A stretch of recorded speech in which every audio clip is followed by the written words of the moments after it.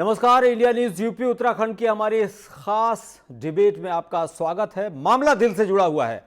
दरअसल दिल में शॉर्ट सर्किट हो रहा है और ये बात हम नहीं कह रहे हैं, ये बात तमाम कार्डियोलॉजिस्ट बोल रहे हैं, तमाम कार्डियक एक्सपर्ट बोल रहे हैं, तमाम कार्डियक सर्जन बोल रहे हैं। दरअसल पिछले कुछ दिनों में, कुछ हफ्तों में, कुछ महीनों में और कुछ सालों में जो घटनाएं हुई हैं, खासतौर से अगर रिसेंट घटनाओं को देखा जाए तो तमाम ऐसे केसेस आए हैं जिनमें नौजवानों को हार्ट अटैक हो रहा है। मसलन जिम करते वक्त हार्ट अटैक हो गया, मसलन डांस करते वक्त हार्ट अटैक हो गया। अभी आप कुछ समय पहले हमारे उत्तर प्रदेश में एक खबर आई थी कि रामलीला में मंचन के दौरान हार्ट अटैक आया और उनकी डेथ हो गई। इसी तरह से डांस के दौरान किसी को हार्ट अटैक आया, उनकी डेथ हो गई। इसी तरह से अभी आपने राजू श्रीवास्तव का एग्जाम्पल लिया था, जो अभी फॉर्चुनेटली अभी बिल्कुल स्वस्थ हैं, हालांकि संघर्ष कर रहे हैं वो भी।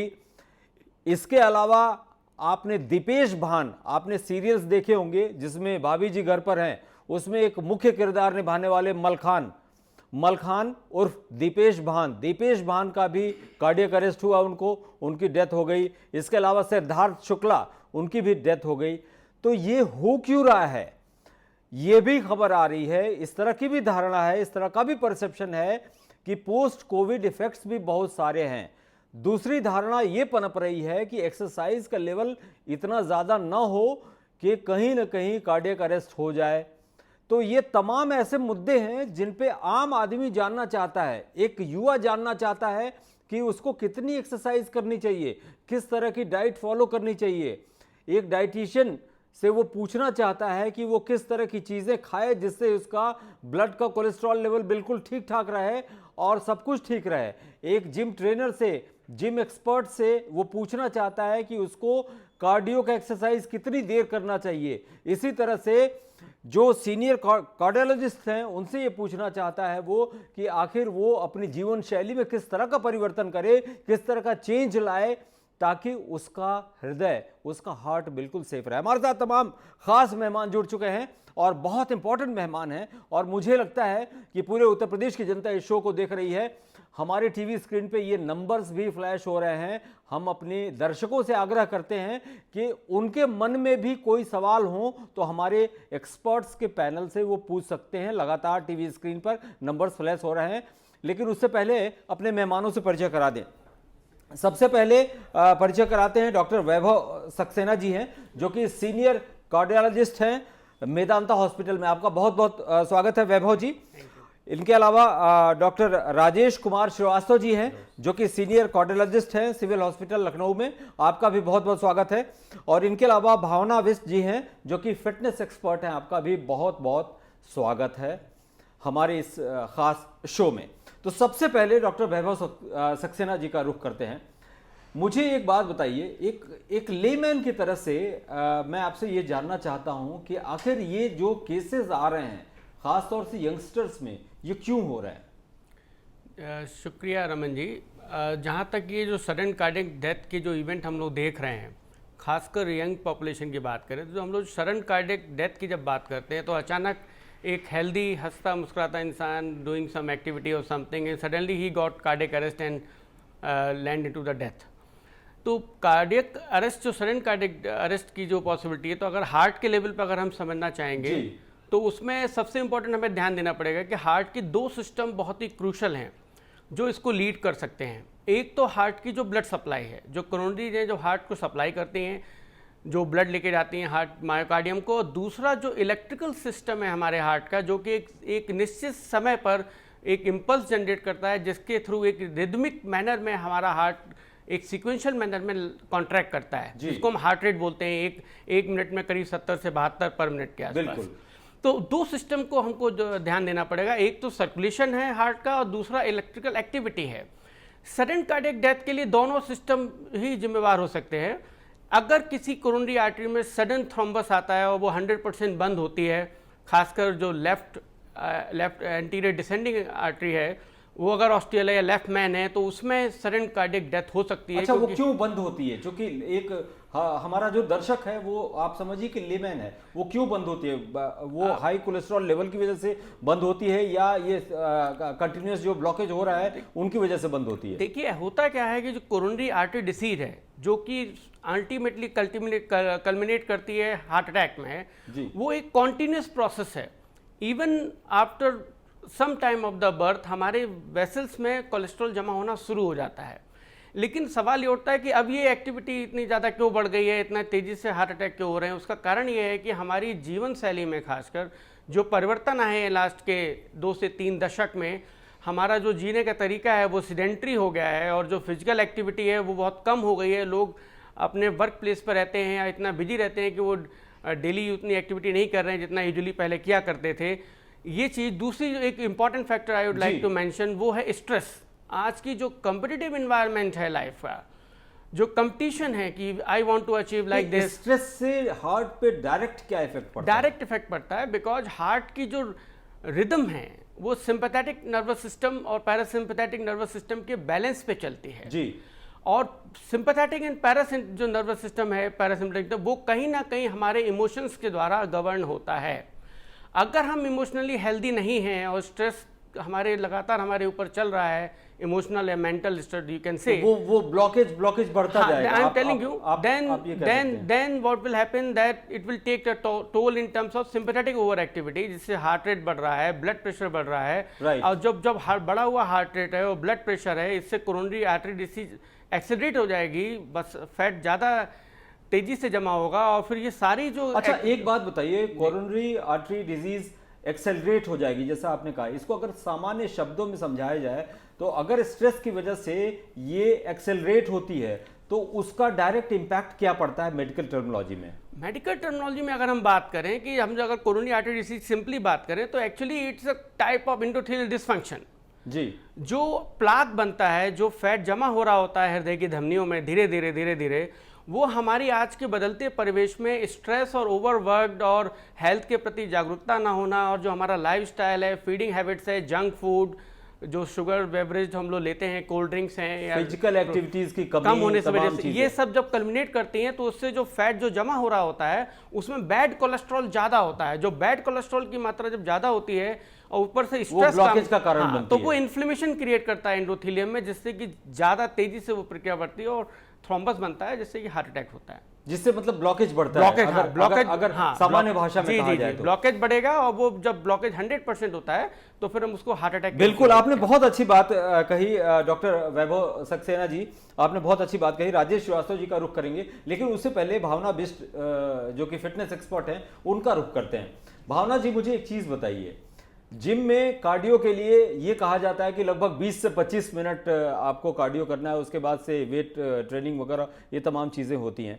क्योंकि आप लोग उस बैकग्राउंड से आते हैं जिसमें तमाम युवा फिटनेस फ्रीक हैं और तमाम युवा जाते हैं, तो आपकी तरफ से किस तरह के प्रिकॉशंस लिए जाते हैं, इसलिए कि ऐसे केसेस बहुत आ रहे हैं, और आपको कितनी नॉलेज होती है इसके बारे में? Thank you sir. एक्चुअली होता क्या है कि सबका गोल जिम आने के बाद एक जैसा नहीं होता।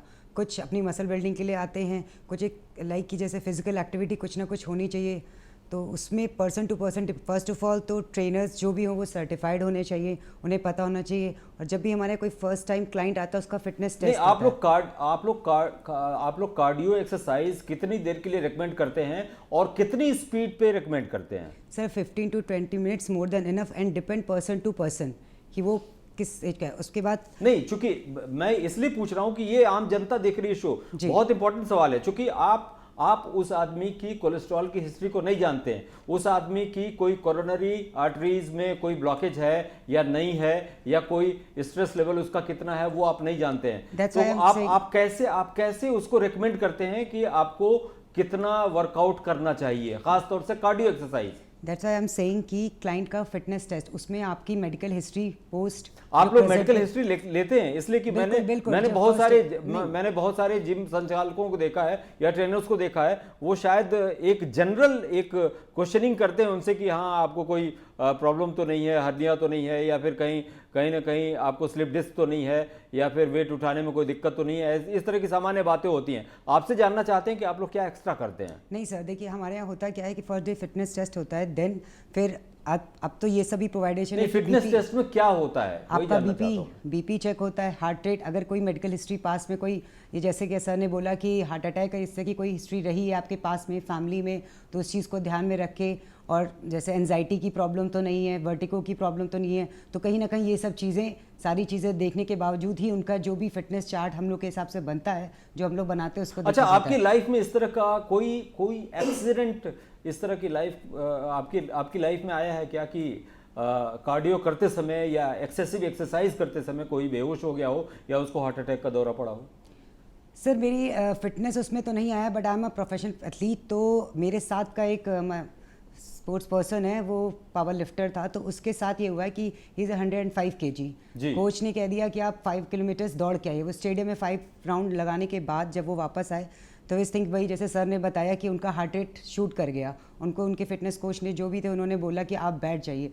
बैठे ही वो, ही इज़ जस्ट 21, तो बैठे उनके साथ वही जैसे सर ने बोला कार्डियक अटैक उनको आया, and then he is collapse in that time. बहुत इंपॉर्टेंट ये शो है, और मुझे लगता है कि हमारी उत्तर प्रदेश की पूरी जनता ये शो देख रही है, और इतने ख़ास मेहमान हैं कि हम उनका शुक्रिया बार बार अदा करते हैं कि कम से कम लोगों को ये बता रहे हैं। हमारे साथ डॉक्टर राजेश कुमार श्रीवास्तव जी हैं। राजेश जी, एक बात बड़ी इंपॉर्टेंटली आपसे भी पूछूंगा मैं कि ये जो रिसेंट जो भी एक्सीडेंट्स हुए हैं, जो भी घटनाएं हो रही हैं यंगस्टर्स में, ख़ास तौर से आपको याद होगा जो सीरियल आता था भाभी जी घर पर हैं, उसमें दीपेश भान बहुत फिट दिखते थे वो देखने में, और ये भी माना जाता है कि वो बहुत फिटनेस फ्रीक भी थे और वो बहुत एक्सरसाइज करते थे।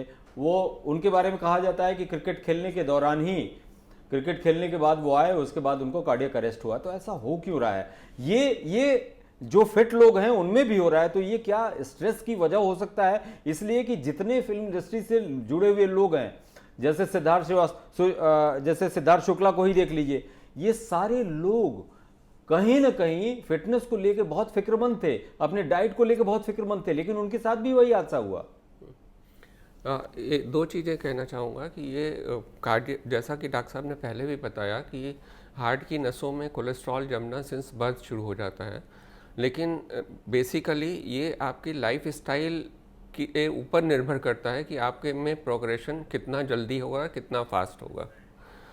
तो लाइफ स्टाइल में ये होता है कि डाइट में अगर आपका प्रॉपर नहीं है, fat, cholesterol, nonveg, junk food, साथ में एडिक्शन जैसे स्मोकिंग, टोबैको, ये सभी चीज़ें उन चीज़ों को प्रेसिपिटेट करती हैं। इन एडिशन टू इनएक्टिविटी, जैसे आप कार में निकले, घर से निकले, कार में बैठे, ऑफिस में गए, चले आए, आपकी फिजिकल एक्टिविटी बहुत जरूरी है।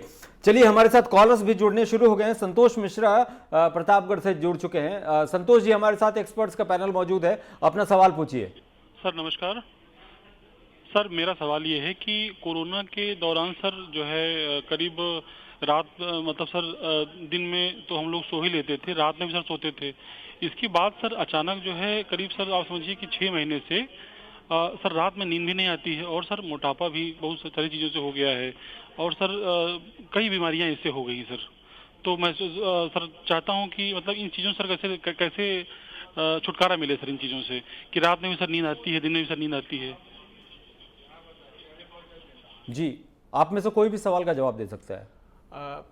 संतोष जी ने जो सवाल उठाया है कि कोविड के बाद से खासकर उनकी रात में नींद डिस्टर्ब हो गई और मोटापा बढ़ गया और चीज़ें बढ़ गई। देखिए, कोविड एक पैंडेमिक है और उसने पूरे वर्ल्ड वाइड सभी को बहुत बुरी तरीके से प्रभावित किया हेल्थ को।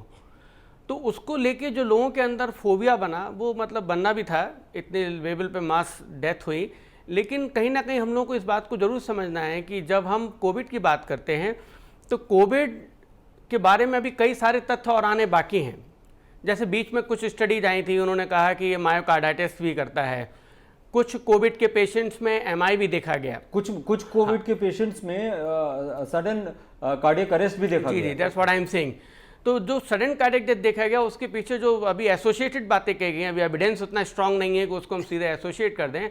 उनमें एक बात ये कही गई कि ये थोड़ा सा जो प्रोकोगुलेंट कंडीशन बना देता है, मतलब ब्लड के अंदर थक्का ज़्यादा जमने की प्रवृत्ति पैदा करता है जिससे कि हार्ट अटैक हुए। दूसरी बात कही गई कि ये रिदम डिसऑर्डर भी करता है, उससे एरिथमिया हो सकते हैं, उससे भी कुछ सडन डेथ हुई। और तीसरी बात ये कहते हैं कि मायोकार्डाइटिस भी कोविड के कुछ पेशेंट में पाई गई। It's not sure whether it's directly associated with Covid और नॉट।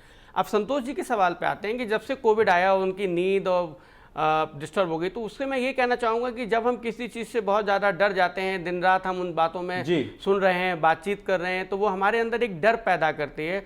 और अगर हम उसको सही से नहीं लेते हैं किसी भी घटना को, तो वो डर हमारे मन में बैठ जाता है और फिर वो धीरे धीरे हमारे अंदर स्ट्रेस बिल्ड करेगा और फिर हमारी नींद ना आना पहला लक्षण है कि हम कहीं ना कहीं स्ट्रेस को इग्नोर कर रहे हैं। बिल्कुल बिल्कुल बिल्कुल दुरुस्त बात है। डॉक्टर वैभव सक्सेना, एक बड़ा इंपॉर्टेंट सवाल आपसे पूछना चाहता हूं। जी जी जी। जो भी कार्डियो एक्सरसाइज करते हैं, जो भी दिल से जुड़ा कोई भी एक्सरसाइज करते हैं, ऐसा कहा जाता है कि 10,000 स्टेप्स आपको रोजाना चलना चाहिए। जी जी। तो आपसे 2-3 चीजें जानना चाहता हूं मैं कि वो किस स्पीड से चलना चाहिए, इसलिए कि ये भी कहा जाता है कि 10,000 कदम आपके होने चाहिए भले किसी भी स्पीड से, और बहुत तमाम इस तरह की धारणा है कि ब्रिस्क वॉक करनी चाहिए जो कि दिल के लिए ठीक होती है। तो आपसे जानना चाहेंगे कि इन दोनों में से बेटर क्या होता है, कि कैसे भी 10,000 पूरे कीजिए या ब्रिस्क वॉक कीजिए? देखिए, द कंसर्न इन दिस कि जो गाइडलाइंस भी कहती हैं अमेरिकन कॉलेज ऑफ कार्डियोलॉजी या जो कहते हैं, उनका कहना होता है कि मॉडरेट इंटेंसिटी की एक्सरसाइज करनी है, आपको 30 मिनट्स की ब्रिस्क वॉक करनी है। अगर आप इसकी स्पीड के टर्म में जाएंगे तो around 5 to 6 kilometre per hour, that's all. एक बात में बहुत यानी 5 किलोमीटर की स्पीड वो होती है कि जिसके बाद आपका दौड़ना लगभग शुरू हो जाएगा। जी जी, तो उतने पे आप वॉक कर सकते हैं। मतलब 35 मिनट की वॉक 5 किलोमीटर प्रति घंटे की 5 days a week at least 5 days a week। बहुत एक बात मैं और कहना चाहता हूँ यहाँ पर, बहुत जरूरी है कि जो हमारा यूथ है आजकल, उनको लगता है कि आज हमने जिम शुरू किया तो आज ही हम मैक्सिमम एक्सर्ट करेंगे। ऐसा नहीं करना है। पहले बॉडी को वार्म अप करना है, लिगामेंट्स को रिलैक्स करना है, बॉडी को अकस्टम करना है, धीरे धीरे बढ़ाना है, धीरे धीरे। राजेंद्र एक और कॉलर हमारे साथ जुड़ चुके हैं अयोध्या से। राजेंद्र जी, आप अपना नागेंद्र हमारे साथ अयोध्या से जुड़ चुके हैं। नागेंद्र जी, आप अपना सवाल पूछिए और डॉक्टर राजेश श्रीवास्तव उनका जवाब देंगे। सर, मान लीजिए किसी व्यक्ति को हार्ट अटैक एक बार पड़ चुका है, तो उसे अब कैसी एहतियात बरतनी चाहिए? अगर किसी को हार्ट अटैक पड़ चुका है और उसको अभी भी सिम्टम्स आ रहे हैं, सिम्टम्स मीन्स कि उनकी रूटीन एक्टिविटीज़ में या एक्सर्शन पे चेस्ट पेन या हैवीनेस हो रहा है, तो फिर उनको एंजियोग्राफी करा के अपनी आर्टरीज में कहाँ कितनी रुकावट है वो डिटेक्ट करके उसको ट्रीट कराना ज़रूरी हो जाता है। लेकिन अगर उनको सिम्टम्स अभी नहीं आ रहे हैं तो उनको अपनी लाइफस्टाइल में काफ़ी चेंज करने की ज़रूरत है। उसमें फ़ैट आप जितना रिस्ट्रिक्ट कर सकें, नॉन-वेज में रेड मीट अवॉइड करने की बात होती है, इसमें आपको फ्रूट्स एंड सलाद ऐड करने की बात होगी। Regular exercise with in capacity of symptoms, कि जितने में आपको तकलीफ़ नहीं हो रही है उतना आपको चलना शुरू करना है और धीरे धीरे करके उसको बढ़ाना है। तीसरा, अगर आप स्मोकिंग, टोबैको या ऐसा कुछ लेते हैं तो उनको बंद करना है। रेगुलर मेडिकेशंस लेने हैं जो आपको एडवाइज हैं, और स्ट्रेस को थोड़ा सा अवॉइड करना है, जिसमें कुछ रिलैक्सेशन एक्सरसाइजेस हैं वो करने की। बिल्कुल आपकी बात बिल्कुल ठीक है। और यही बात भावना बिष्ट जी आपसे जानना चाहते हैं कि जब आप लोग ट्रेनिंग देते हैं तो रिलैक्सेशन के लिए किस तरह के एक्सरसाइजेस होते हैं? सर, रिलैक्सेशन के लिए फर्स्ट ऑफ ऑल हम लोग में होता है क्या है कि वीक में 1 डे योगा या डिपेंड पर्सन टू पर्सन की मेडिटेशन एक्सरसाइजेज होती हैं, योगा क्लासेस हम लोग करवाते हैं। प्लस अगर किसी की नीड है कि उसे, जैसे सर ने बोला कि कूल डाउन एक्सरसाइजेज भी बहुत होते होंगे ना। हाँ। जैसे एक हैवी एक्सरसाइज के बाद कुछ रिलैक्सेशन के लिए कुछ होता होगा। हाँ, तो वो हमारा होता है ग्रुप क्लास में, जैसे मैट पे लगा के हम लोग पूरी उनको full body stretching, relaxation, meditation, music लगा के, योगा, ब्रीदिंग एक्सरसाइज लाइक प्राणायाम। अच्छा, मुझे एक चीज बताइए, एक आम आदमी ये जानना चाहता है कि जिम करने से पहले कितनी देर पहले कुछ खाना नहीं चाहिए और कुछ पीना नहीं चाहिए, और कितनी देर बाद जिम खत्म करने के कितनी देर बाद कुछ खाना चाहिए, पीना चाहिए, और कितनी क्वांटिटी में खाना चाहिए? सर कभी भी जिम एंटी स्टमक नहीं करना चाहिए। लोगों का ये मिथ है कि वो अर्ली नहीं, मॉर्निंग जाते लेकिन हैं। ठीक है, एंटी स्टमक नहीं कर रहे हैं, लेकिन खाना खाने के बाद या ब्रेकफास्ट करने के बाद या कुछ भी लेने के बाद कितनी देर बाद जिम स्टार्ट कर सकते हैं? इसलिए कि आमतौर पे ये होता है कि अगर तुरंत खा के आप ट्रेडमिल पे दौड़ना शुरू कर दीजिए तो हल्का हल्का पेट में दर्द शुरू हो जाता है। फील होता है। सर देखिए, डिपेंड करता है कि आपने मील कैसा लिया है। अगर आपको पता है कि आपको आपका टाइम आपको पता है, आपने 9 o'clock पे ब्रेकफास्ट लिया है और आपको 10-10:30 पे जिम जाना है, तो आप उस तरह का ब्रेकफास्ट लोगे कि आपका डाइजेशन जल्दी हो जाए। बिकॉज जिम जब आप जाते हो तो आप वर्कआउट करते हो तो नो डाउट आपका हार्ट रेट, आप क्योंकि गर्मी है वर्कआउट करोगे, स्वेट होगा, तो वाटर इनटेक भी करोगे आप साथ में। समझ तो गए, कहीं ना कहीं समझ गए। एक और बहुत इंपॉर्टेंट सवाल उत्तर प्रदेश की जनता जानना चाहती है, बहुत इंपॉर्टेंट सवाल है, एक आम आदमी जानना चाहता है। एक बात बताइए कि शुरू में जब जिम जाते हैं लोग, बहुत उत्साह रहता है, लगता है कि बिल्कुल आज ही सब कुछ कर देना है, और धीरे धीरे कंटिन्यूटी डिस्टर्ब होती है। तो कितने केसेस आपके सामने आते हैं जो बहुत सीरियसली, चाहे वो कार्डियो एक्सरसाइजेस हो या फिर वेट ट्रेनिंग हो या बहुत तरह की एक्सरसाइजेस जिनसे उनकी बॉडी की टोनिंग होती है या जिनसे कहीं ना कहीं उनकी फिटनेस बिल्कुल ठीक रहती है, कितने % लोग उसको कंप्लीटली फॉलो कर पाते हैं? सर मेरे आज तक के 17 ईयर्स के एक्सपीरियंस में सिर्फ 30 to 40% लोग ही हो जाए जो जिम को प्रॉपर्ली फॉलो करते हैं। अदरवाइज लोग अपने एक और इंपॉर्टेंट सवाल, इससे पहले कि मैं डॉक्टर वैभव सक्सेना जी के पास जाऊं, एक और इंपॉर्टेंट सवाल, जिम करना रात में ठीक रहता है या सुबह के वक्त ठीक रहता है? सर वैसे तो early morning is the best, but ये मैंने वही कहा कि लोगों का लाइफस्टाइल है, किसी का वर्क प्रोफाइल मॉर्निंग से है, किसी का वर्क प्रोफाइल इवनिंग पे है, तो उस तरह से वो अपना नहीं, ये कहा जाता है, ये लॉजिक दिया जाता है कि दिन भर काम करने के बाद शाम को एनर्जी लेवल डाउन हो जाता है, इसलिए जिम करने के बाद फिर दिक्कत होती है। सर वो डेफिनेटली कोई भी वर्कआउट आप करें, अगर आप एडजस्ट होकर बिल्कुल बॉडी 1 घंटे का भी रेस्ट नहीं है, आप तुरंत ऑफिस में 12 आवर्स जॉब करने के बाद आप तुरंत जिम में वर्कआउट करने जा रहे हैं, तो डेफिनेटली आप वो एनर्जी नहीं दे सकते जो आप मॉर्निंग में दे। चलिए, बहुत बहुत धन्यवाद, और आप लगातार बने रहिए हमारे साथ। डॉक्टर वैभव सक्सेना जी, 2-3 बहुत इंपॉर्टेंट चीज़ें मैं पूछना चाहता हूँ। जो भी लोग इस तरह की समस्या से जूझ रहे हैं उनके रिगार्डिंग मैं कुछ पूछना चाहता हूँ आपसे। जैसे कोलेस्ट्रॉल अगर बढ़ा हुआ है, तो कोलेस्ट्रॉल बढ़ा हुआ है तो एंटी कोलेस्ट्रॉल तमाम मेडिसिन हैं, लोग उनको दे देते हैं। वो शायद बीडी डोज होता है, वो दिन भर में एक बार लेना होता है, और उसके साथ साथ हिदायतें होती हैं कि आप अपने डाइट को कंट्रोल रखें। आपसे ये जानना चाहेंगे कि कोलेस्ट्रॉल अगर किसी का बढ़ा हुआ है तो विद मेडिकेशन उसको क्या क्या एहतियात बरतने चाहिए? देखिए, मेडिकेशन अपना रोल करती हैं, वो कुछ हद तक कोलेस्ट्रॉल, बैड कोलेस्ट्रॉल को कम करने में हमारी मदद कर सकती हैं। लेकिन मैं आपको ये बात कहना चाहता हूँ कि सबसे इम्पॉर्टेंट बात तो ये, जो मैं अगर जनरल पॉपुलेशन के लिहाज से बात करूँ, कि we should keep our health as a first priority. कहीं ना कहीं आज के जो कॉम्पिटिटिव इन्वायरमेंट है उसमें हमने हेल्थ को बिल्कुल साइड में रख दिया है और बाकी चीज़ों पर फोकस ज़्यादा है। अब अगर मैं कोलेस्ट्रॉल पे आ जाऊँ तो उसके लिए एक तो हम कुछ दवाएं देते हैं, दूसरी चीज़ हम मरीज से लाइफस्टाइल मॉडिफिकेशन की उम्मीद करते हैं। उसमें होता है कि आप कोई एडिक्शन नहीं, smoking, alcohol, any drug substance, मतलब बहुत स्ट्रिक्टली फॉलो करें। जी। और धर्मवीर हमारे साथ जुड़ चुके हैं, आपको रोकना चाहेंगे। धर्मवीर मुजफ्फरनगर से जुड़ चुके हैं। धर्मवीर, अपना सवाल पूछिए। जी, मेरा सवाल ये है, मेरी वाइफ का बाईपास सर्जरी हुई थी फरवरी 2020 में जी।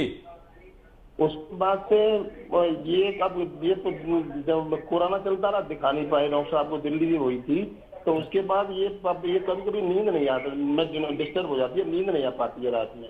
डॉक्टर साहब, नींद किस वजह से नहीं आती है? क्या सांस फूल जाती है या छाती में दर्द होता है कि ऐसे ही नींद नहीं आती है?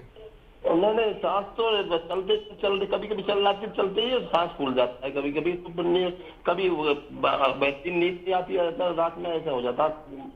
नहीं, मैं नींद के लिए केवल आपसे एक चीज़ जानना चाहता हूँ कि जैसे रात में सोने गए तो ऐसा होता है कि तो 2 घंटे सोने के बाद अचानक सांस फूल गई और जग गए, या नींद आने में दिक्कत हो रही है, सो नहीं पा रहे हैं? नींद आने में दिक्कत हो रही है, सब दिखा नहीं पाए, तो वैसे ठीक दिख रही है। देखिए, तो बात चेक करा। देखिए, ऐसा है कि अगर नींद आने में दिक्कत हो रही है तो ये कहीं ना कहीं मन का परेशान होना इसका प्राथमिक कारण हो सकता है। मैं एक बात ये कहूँगा।